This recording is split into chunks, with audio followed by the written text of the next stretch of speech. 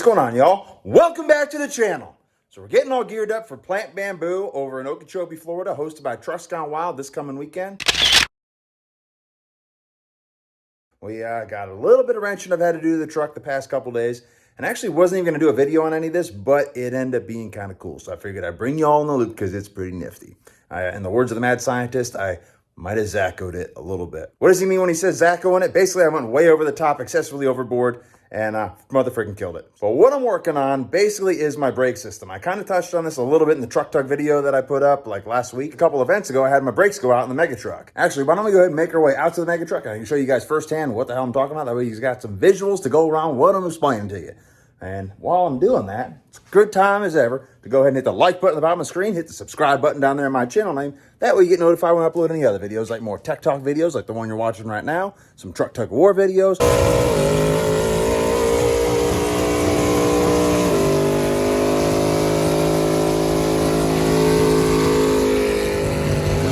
Got some boat stuff I'm putting on the channel.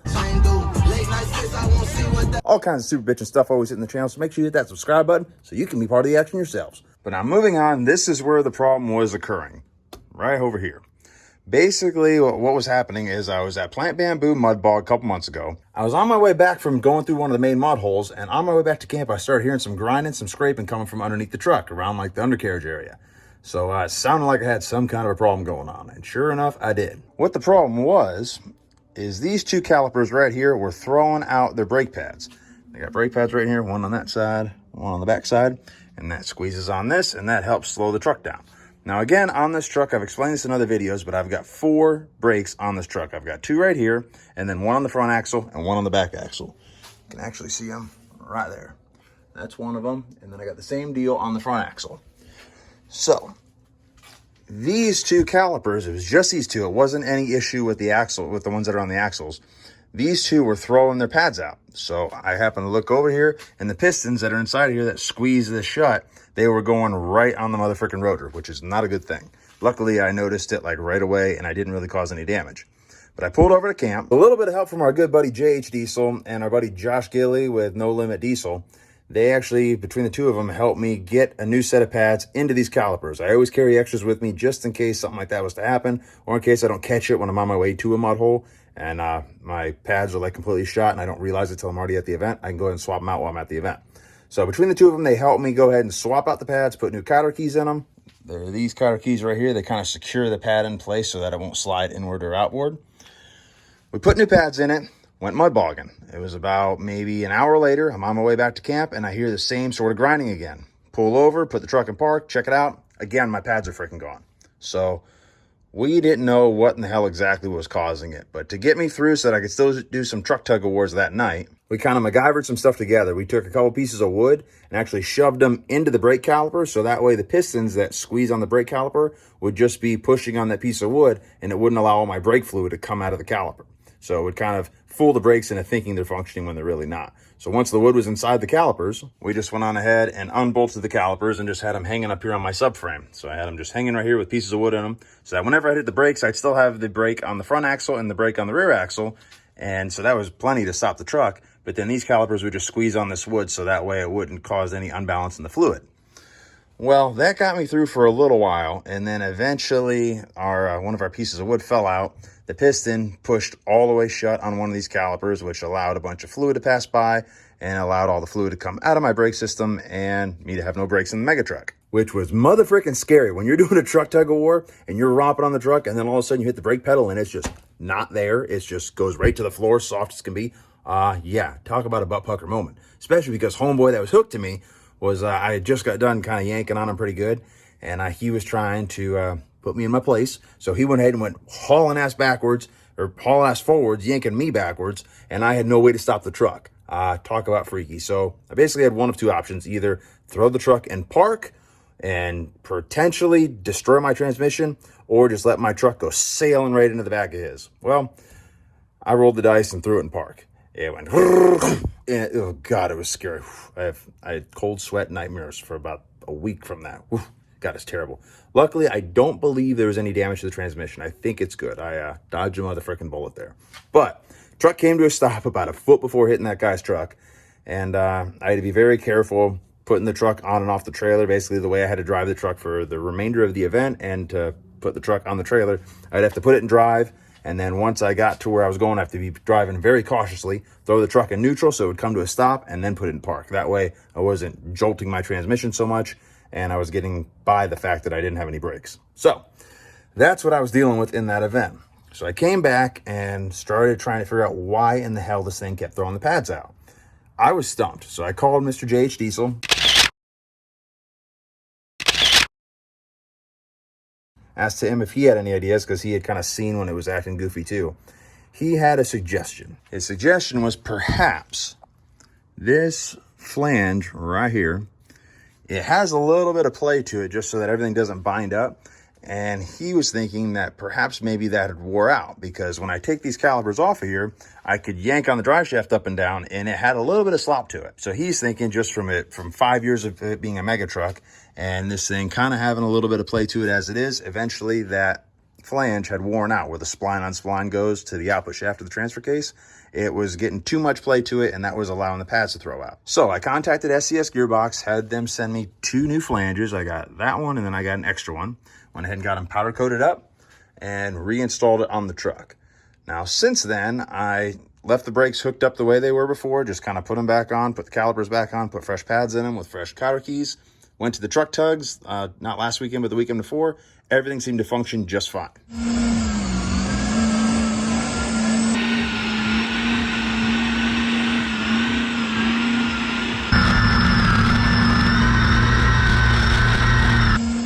So I'm thinking that solved the problem, hopefully. I mean, I haven't done any mud bogging, but I mean, we're doing those truck tug awards at the barn. We're putting a pretty good load on the truck, and it seemed to not have any issue. My pads seemed to stay in there. I had brakes. Everything was good. But there was one little tiny thing that I didn't like. Ever since I had this whole brake fiasco happen, my brake pedal has been quite a bit more soft than it was prior to any of this happening. And what I mean by soft is when I hit it, I mean, it will compress probably I'd say halfway before my brakes are actually engaging, which tells me that there's probably some air in the line somewhere. I tried bleeding all the lines. I tried bleeding the master cylinder. I did get a good amount of air out of everything, and that seemed to tighten the pedal up a little bit, but still it was a lot softer than it was prior to any of this happening.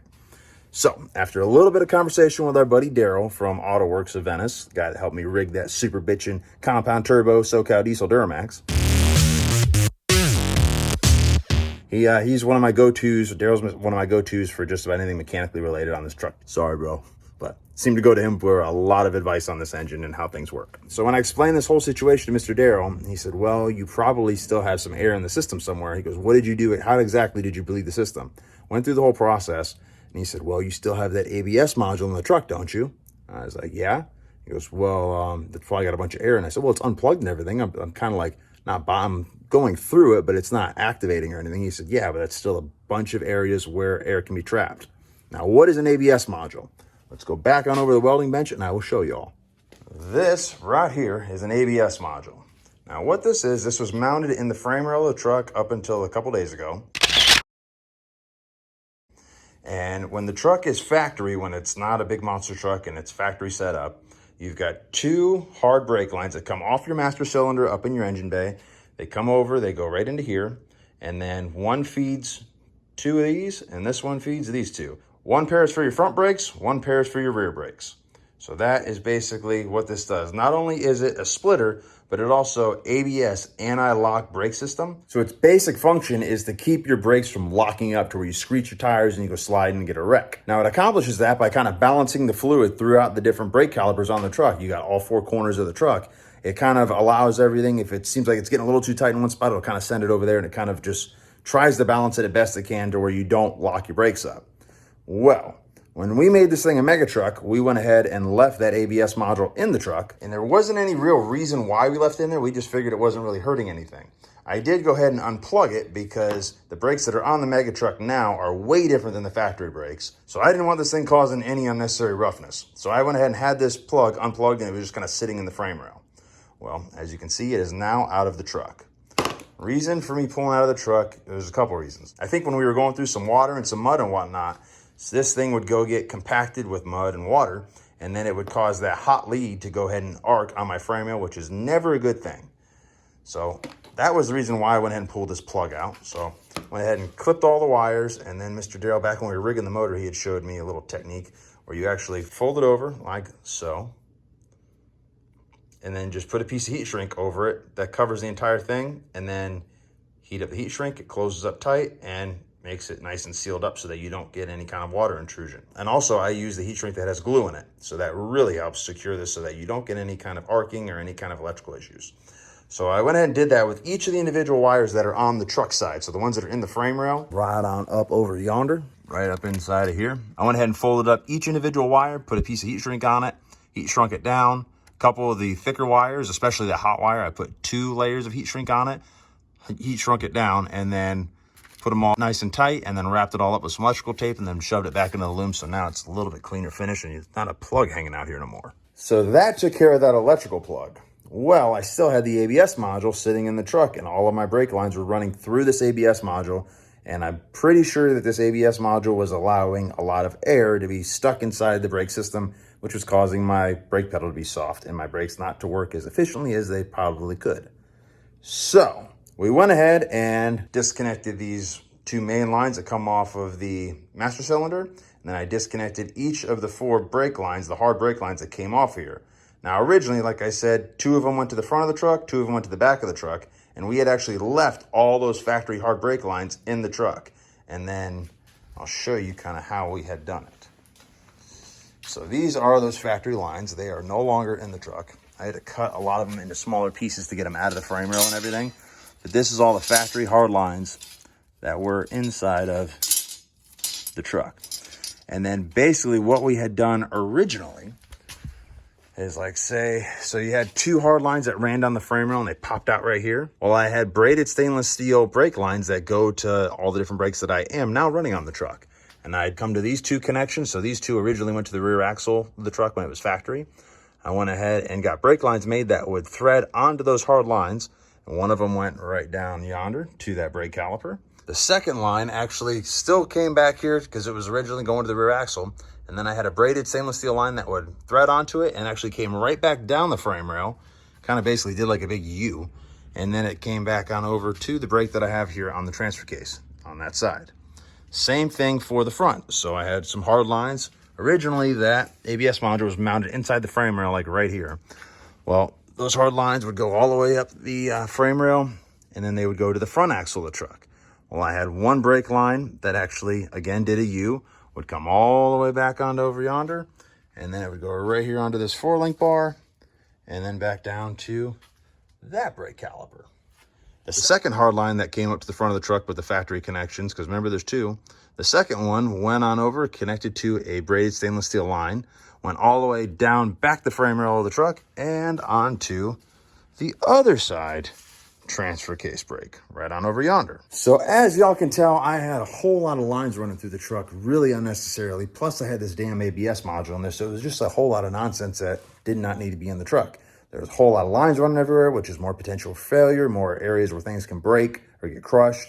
And I was still having air in the lines because it was all trapped in that ABS module. So I know this is a ton of explaining, at least it feels like it is, but to give you guys a good idea of what in the hell I've been doing the past like 2 weeks. So now that I got the ABS module out of the truck and I got all the hard brake lines out of the truck, and then I started thinking, okay, how can we make the system like way better? Originally, I was just going to get a couple Y fittings that would go ahead and connect right to these 2 main hard lines that came off the master cylinder. One would have a Y fitting and then split off and then go to like the back axle and the front axle. The other one would have a Y fitting and it would connect to both the case brakes, the brakes that are on the back of the transfer case. Well, that was one option. But then started thinking, you know, it'd be pretty cool. What if the mad scientist made me something to where we could make this a little more snazzy? I mean, we can get Y fittings off Amazon and everything, but that's not killing it. That's motherfucking Kyling it. So hit up the mad scientist. I'm like, hey, dude, what are the chances that you make like a distribution block for my brakes? Dude, he motherfucking knocked it out of the park. So y'all want to see what he made? It's really cool. It's very, very bitchin'. So he did this off of a drawing that I made. So here's the drawing. Yeah, not exactly, I'm not an artist, but you know what? It's a pretty cool design.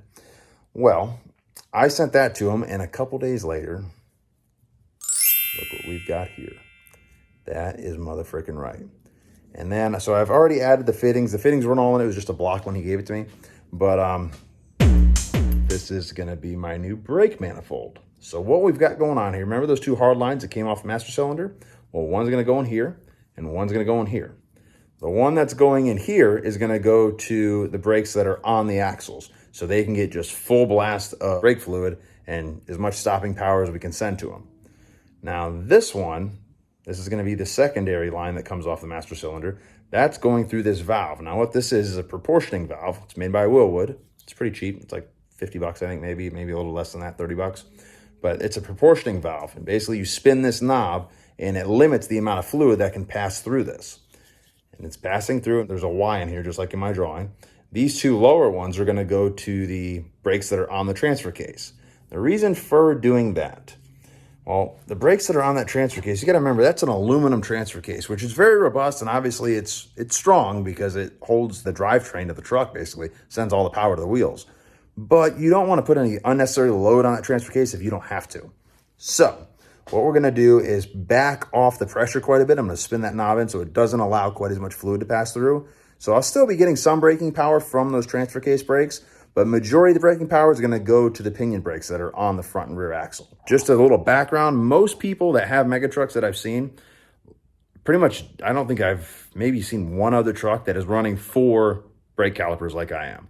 Most people either have the 2 on the transfer case and that's it, or they have 1 on the front axle, 1 on the back axle, and that's it. They just have 2 brakes.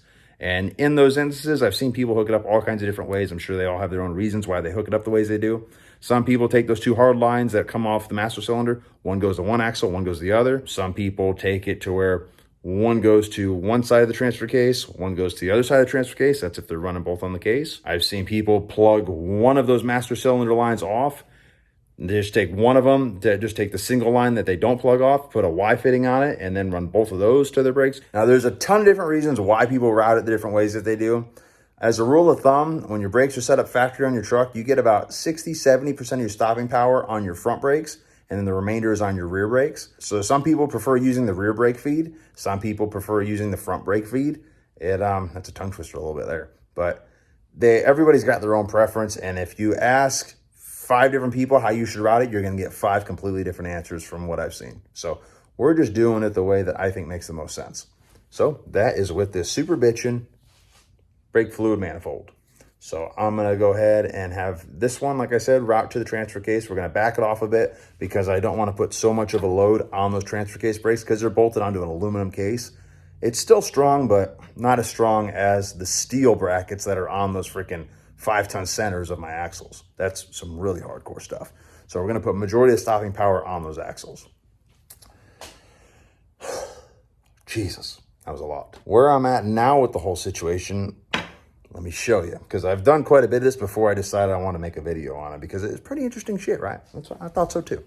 So let's get back on over to the truck. Let me show you what I've done so far. I've done quite a few things other than removing all the factory stuff. Okay, so pardon, it's a little bit freaking dirty down here, but whatever. I had to, yeah. Anyways, so these are the 2 hard lines that went into the top of that ABS module that was sitting here before it through bolted to some of these factory holes.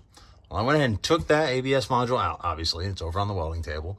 Kind of rerouted these lines, trimmed them up a little bit, put new flares on them with different size nuts because the tube nuts that were on here were all metric. That's what comes on the GMC. So I went ahead and got some standard thread size tube nuts and put some fresh flares on them and then trimmed them up and kind of reshaped them so that they hit exactly where I want them to. Then I went ahead and welded this bracket on here so that will actually hold that manifold and make everything look nice and pretty and true. Just 2 pieces of flat bar with some holes through it so that I can through bolt it onto there and just welded it right to the frame rail. And then these are my new hard brake lines. Now let me explain that just a little bit. So when I was toying with the idea of doing all this, I was running these ideas by Mr. Darrell at AutoWorks of Venice and kind of explaining my whole idea to see if he saw any issues with what I was doing. Originally, like I said, I was going to maybe do like a Y fitting or do the manifold, but then I was going to do the stainless steel braided brake lines everywhere. He said that would work, but there is a downside to doing stainless steel braided brake lines everywhere and taking out the hard lines completely. These stainless steel braided brake lines will actually flex a little bit. They'll expand and contract a little bit, which isn't really a huge deal. I'm probably being a little excessively picky, but it's not a big deal, but it will allow some expanding and contracting, which means your brake pedal won't be as hard as it can be. and you'll be fighting it a little bit whenever you hit your brakes. So he said it would be a good idea for me to run hard lines as much as possible and only run the braided stainless steel ones wherever I needed to. So that is what I did. I went ahead and ordered some 1/4-inch stainless steel brake line and rerouted it, and now it's more of a direct route exactly to where I need it in the truck. So we've got 3 feeds right here. This top one goes all the way down the frame rail and then actually pops out to that brake cable that's right there. These 2 right here go to the transfer case. So they route right here, they go right across, boom. And the other one's over on the other side. And this last one is gonna loop right around, goes right into a stainless steel line, and then right on down the front 4-link to the front axle. So that is what we're working with. So now I am pretty much to the end of the installation process. I just gotta bolt the manifold on here, hook these 2 main feed lines to it, hook these 4 lines that go to the different brakes, hook them to it. And then I gotta bleed the brake system. I still gotta put flares on all these too, but that is kind of what we're doing. But look how much nicer it looks. I wish I had a before picture of what the frame looked before, because this did not look like this. I mean, I know it's really dirty right now, but boy, it looks rowdy. It looked like spaghetti. Now it looks nice and routed and clean, and I'm digging it for sure. Let's go underneath the cage real quick and show you guys what these transfer case brakes look like, because they look really sweet. I'm very happy with how they came out. Actually took my original lines, because remember, these lines were really long before. So this line originally came up here and went all the way back and connected up in here somewhere. Well, now it doesn't have to do any of that. Now this hard line is gonna come right off my manifold, right over here, right to where it needs to. Same here, this brake line originally was super long too. It ran all the way down the frame rail up to the front to where it connected to that factory brake line that was up in the front corner of the truck. So we eliminated all that extra routing as well. I was able to reuse these brake lines. Actually, I was able to trim them up and just put new ends on them after I cut about 10 foot of brake line off of it. And then I got new standard size fittings that connect right to this hard line with these standard size tube nuts. It looks freaking so much nicer. Oh yeah, super digging it. That is what I've been working with, y'all. It's pretty freaking cool, right? It's looking badass. I'm very excited. So the next step of the process is to actually go ahead and bolt that manifold up into the truck, and then connect the 2 main feed lines to it. Then to go ahead and grab each of the hard lines that go to the individual brake locations, put flares on them with their tube nuts, and connect them to the manifold, and then start bleeding the brake system. So I'm gonna go ahead and bolt this manifold in there, and let's get to it. The next day. We made some damn good progress. So everything's all fastened up nice and tight. We went ahead and slipped our tube nuts on each of the tubes that run up here. And then I went ahead and used Mr. Daryl's flaring tool, put a nice super bitchin' flare. It's actually a double flare on each of these lines. Got 1, 2, 3, 4. So again, these top ones, remember, they're gonna come off the 1 main feed that went to the front brakes of the master cylinder. It's gonna feed through here, and that's gonna go, one's gonna go to the front axle, this one's gonna go to the back axle. And then up here, this is gonna be the feed that comes off the master cylinder, which is right here, and used to feed the rear brakes. It's gonna go through this proportioning valve. I'm gonna go ahead and tighten this proportioning valve up quite a bit so it doesn't allow a whole lot of fluid to go through.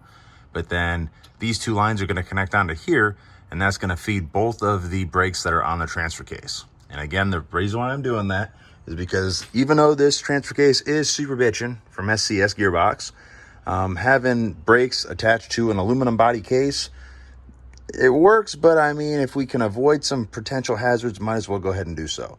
So I'm gonna go ahead, and we're still gonna be getting some stopping power from the brakes that are on the back side of this, but not as much as we're gonna be getting on the front pinion and rear pinion brakes. So next step of this, I'm gonna go ahead and bend these lines over, get them connected onto each of these fittings.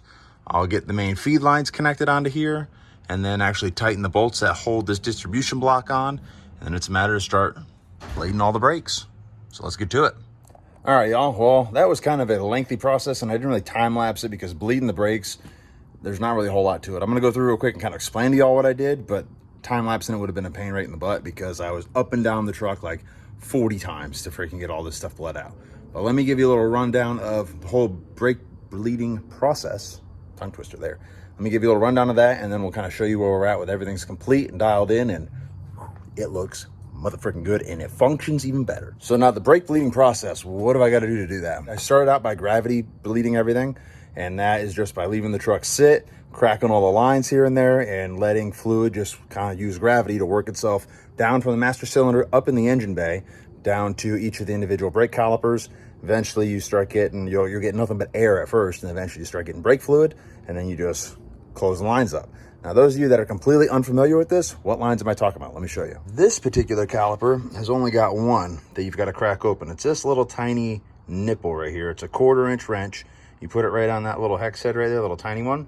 It opens this valve up, and it'll start spitting air and eventually brake fluid out of that little orifice right there. So that's what's going on with this brake caliper. Now, the calipers that are on the transfer case, very similar, but a little bit different. What they got going on there, they've actually got two. So you start with the outboard one and then go to the inboard one. So honestly, with this truck, it doesn't even really matter so much which, I mean, it's not like a car, but that's what I was doing. I was doing outboard and then inboard. So again, just cracking the little nipple here, you'll get air coming out of here, and then you get brake fluid, and you close it back up. Now, that's what I was doing first to do the gravity bleed. Once I had the gravity bleed done, then I moved up and fired up the engine in the truck and started actually using the brake pedal to do it. And it's not the easiest thing in the world to do by yourself, but figured out a way to do it. I would just pump the brake pedal, you push it all the way down to the floor, and at first it's gonna be really soft because it's got all that air in there. Because usually your brake pedal, it uses fluid, and when you hit that brake pedal, it actually forces the fluid down through the brake line into the brake caliper, and that fluid actually forces the brake pads to squeeze onto the brake rotor. Well, when you've got air in there, the air will actually do the expanding contracting as opposed to forcing the pads to do the expanding and contracting. So you'll be having a really soft pedal, and your brakes won't really be closing, and they won't be all that effective. But once you get all the air out of there, then fluid will not expand or contract, so the fluid will actually force the pads to move. Well, in order to get all this going, go up there, pump the pedal a whole bunch of times, hit the brake pedal, push it all the way to the floor, let it come up, all the way to the floor, let it come up, do that a bunch of times. And then I cut a 2x4 to length to where it would actually hold the brake pedal down and then go right behind the steering wheel. So it'll hold the brake pedal down to the floor. And then I started out with the master cylinder, went up top, and just the two brake lines that come out of it. I can actually hop up there real quick and show you. They're actually these two lines right over yonder, this one and this one. You just loosen up this tube nut, and all of a sudden you'll see bubbles start coming out, and eventually you'll get fluid coming out once you've got all the air out of this. So I did that process a few different times. I'd hit the brake pedal, push it all the way to the floor, back up, all the way to the floor, back up, all the way to the floor, and then hold it with a 2x4. Then come over here, loosen this line just a little bit, get air bubbles coming out, and then fluid, and then tighten it back up. Again, this back line here, loosen up the tube nut a little bit, you get a bunch of air coming out, and then fluid, tighten it back up. Then go back in, pump the pedal again. I did that 3 or 4 times. Once I had that complete, then it was time to move on down to the brake calipers. So you start with the furthest most brake caliper. So with the way I've got all these brake lines set up, the furthest one is the back axle, the next furthest is the front axle, and then the passenger side transfer case brake, and then the driver's side transfer case brake. So I do them in that order, go down, crack the little nipple on the caliper, let a bunch of air come out, eventually it'd be fluid, and tighten it back up.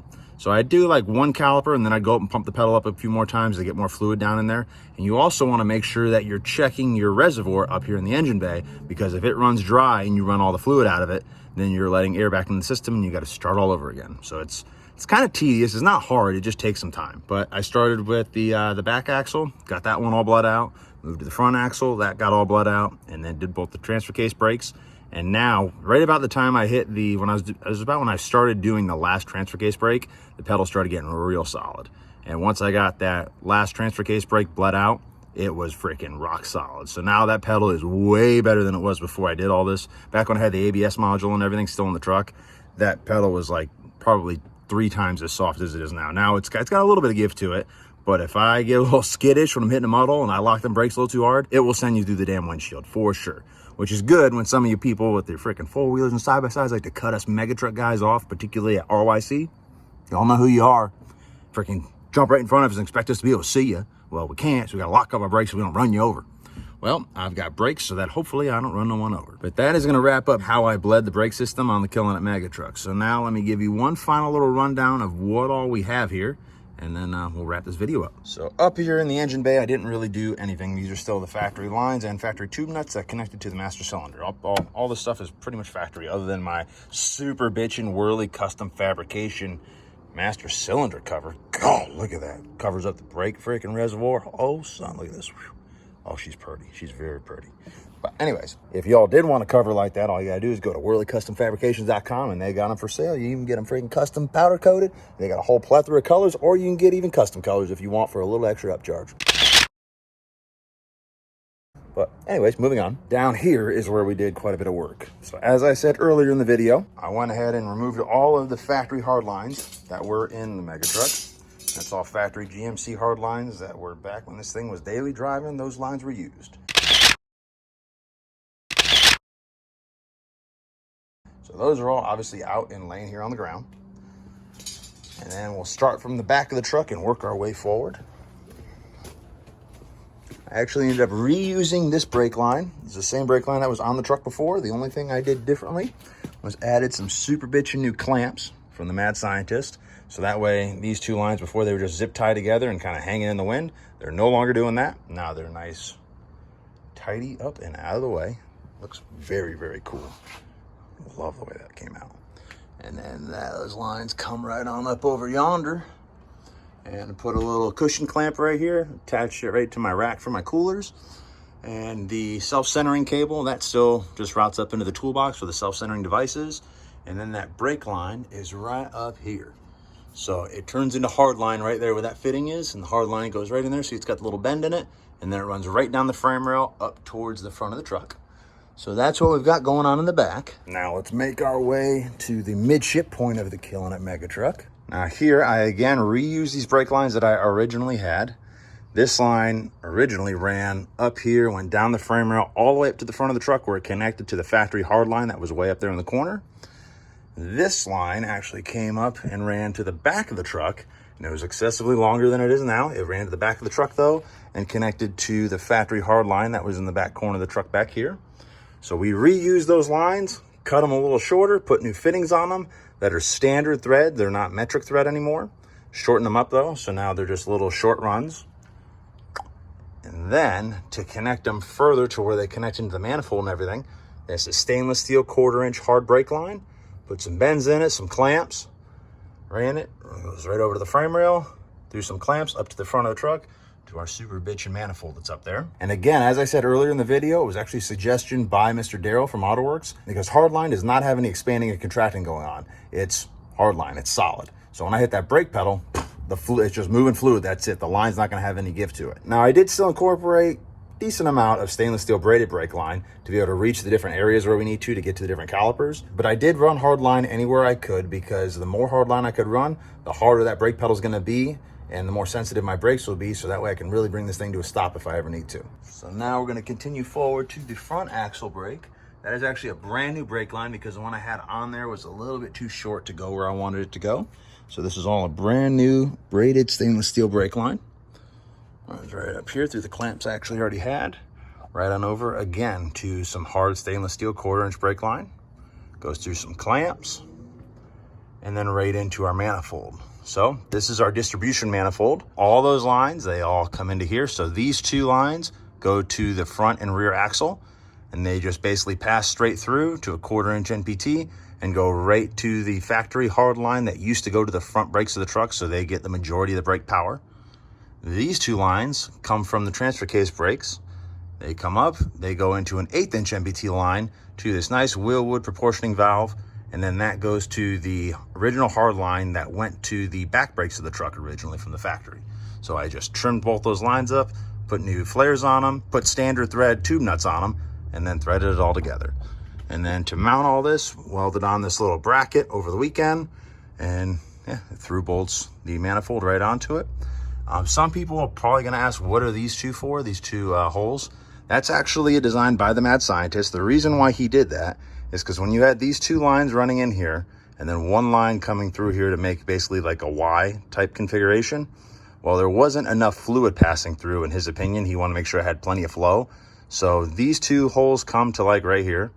This single hole comes to like right here. And then he actually bored a hole like 3/4 of the way through, or actually about halfway through the manifold, and it goes all the way through, and it just basically makes the whole Y passage a little bit bigger. And then I just plugged the hole from this end. He just made sure it was threaded here. So I just plugged the hole from this end, but it just basically allowed this whole Y configuration to not choke itself up whatsoever. And it also allowed him to space these 2 holes or 4 holes out a little bit to where I can get these fittings. Because as you can see, we're rubbing his motherfucking racing. We are very close. I actually have to put one on at a time. You can't yeah, it's a process to put this thing together for sure. But that is my super bitchin' steering manifold. And also with this process, we cleaned up. Remember that looked like spaghetti? I mean, it still isn't super pleasing. It still could use a little bit of work, but it looks a lot better than it did. That is for damn certain. We threw a little bit of paint up in here where it was all rusted up, and also threw some paint back here. It was not the easiest thing to get to, and the metal's kind of rough, but I mean, it looks better than it did with all the rust in there. We also cleaned up these hoses a little bit, went ahead and secured them to the factory fuel lines. Got the fuel lines pushed back into their fuel line holders. I don't know when they popped out, sometime over the course of the truck being alive, but shoved them back into their holders. These are actually hoses for the power steering fluid. Power steering fluid goes through these hoses back to our rack that we've got back there with a couple little coolers, and keeps our power steering fluid a little cooler when I'm doing my truck tug of war stuff, because that's when the fluid gets nice and warm.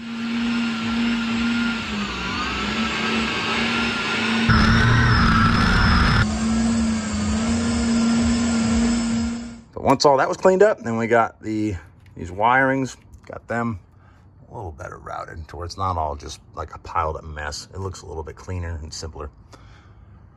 But yeah, so that's what we did, y'all. So I still have a little bit of work cut out for me before we can make our way over to Plant Bamboo this weekend. Just got to go through and check all the fluids on the Mega Truck, and then I need to go through and pull all my aluminum faceplates off my wheels, like that super bitchin' hub cover, and then my faceplate that's in the backside of the wheel, because going through all that mud like I like to do will scratch the ever-living hell out of that stuff, and it will look terrible. So got to pull those faceplates off, check the fluids, and it is motherfucking party time. So hope to see you all at the event this weekend. As always, make sure you guys hit that like button, hit that subscribe button, so that way you can be part of the actions yourselves, y'all. So hope y'all enjoy the video, and as always, thanks for watching, y'all. If y'all enjoyed the video and want to check out future videos, subscribe to our channel. Hit that button right there. While you're at it, hit the like button at the bottom of your screen. You can also check out our website, killinitlifestyle.com. There you can follow the Killin It crew and order your own apparel so everyone will know you're killing it!